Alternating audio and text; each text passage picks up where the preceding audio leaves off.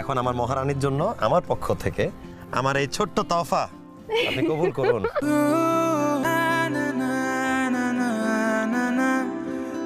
এখন সংসার করার অবস্থায় এই কথা এই প্রসঙ্গ কেনই আসতেছে? আসতেছে কারণ এই যে 20 টাকার ফুল প্রেমের সময় খুব ভালো লাগে, রোমান্টিক মনে হয়, কিন্তু বিয়ের পরে 20 টাকার ফুল ফুল মনে হয় না, কাটা মনে হয়, কাটাই পুরোটা না, কাটায় ভরা। আমি যদি বিক্রি হই, তোমাদের দেওয়ার রেটে আমি বিক্রি হব না। আমার যদি নিজেকে বিক্রি করতেই হয়, আমার বিক্রি করার রেট আমি নিজেই নির্ধারণ করব। সব উপকার বাড়িয়েছি আমি অন্ধকারে। I love you. Love you two.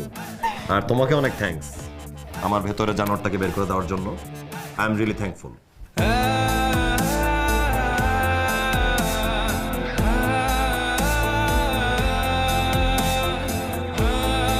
আগের রিপন তো আর হওয়া সম্ভব না।